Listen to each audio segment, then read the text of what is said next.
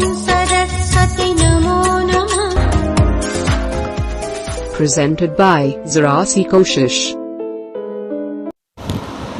Good morning students, आज हम कक्षा 7वीं की हिंदी में संकलित पाठ चिड़िया की बच्ची जनेंद्र कुमार के द्वारा लिखित है। इस पाठ का सारांश पढ़ रहे हैं।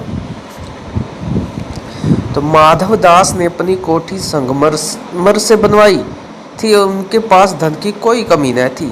वे चिड़िया से यह भी कहते हैं कि उनके पास बहुत सोना मोती है। वे उसके लिए सुंदर सा सोने का घर बनवा देंगे जिसमें मोतियों की झालर लटकी होगी। इन सब बातों से हमें पता चलता है कि माधव दास का जीवन संपन्नता से भरा था। शाम को स्वप्न की भांति गुजारना, पर जी भरकर भी कुछ खाली सा रहता है। मेरा महल भी सूना है, वहाँ कोई चहचहाता नहीं है। तुम्हें देखकर मेरी रागनियों का दिल बहलेगा। मेरा दिल वीरान है, वहाँ कब हंसी सुनने को मिलती है। आदि बातों से पता चलता है कि संपन्न होने के बावजूद भी माधव दास सुखी नहीं थे। माधव दास का बार बार चिड़िया से यह कहना कि यह बगीचा तुम्हारा ही है, यह दर्शाता है कि उन्हें वह चिड़िया बड़ी प्यारी लगी है। अतः वे उस चिड़िया को अपने पास ही रखना चाहते थे।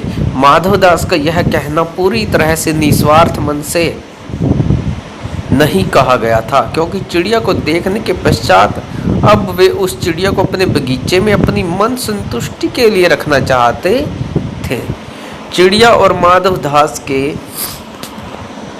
मनोभावों में मुख्य अंतर भावनात्मक सुख और भौतिक सुख का था।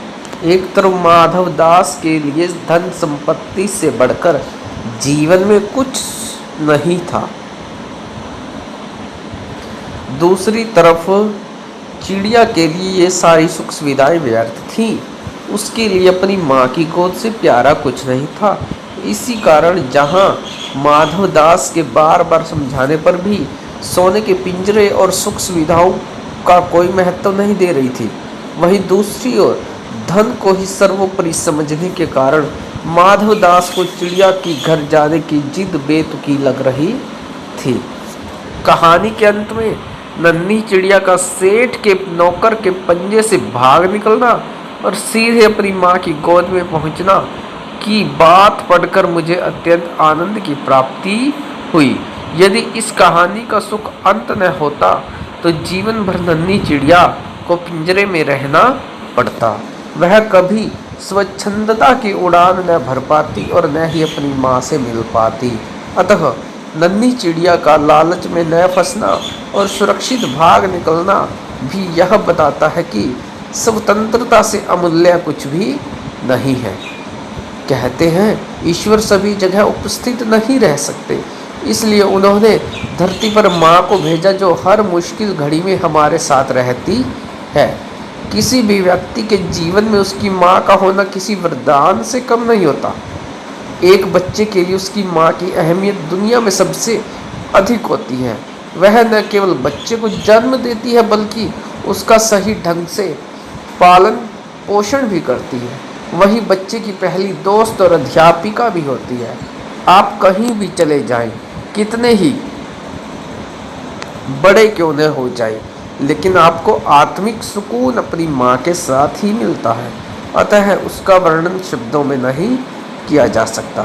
इस कहानी के लिए हम अन्य शीर्षक सच्चा सुख रख सकते हैं, क्योंकि यहाँ पर जीवन में सच्चा सुख क्या है वह एक छोटी सी चिड़िया के माध्यम से बताया गया है। कल हम इसी कहानी के प्रश्न उत्तर करेंगे।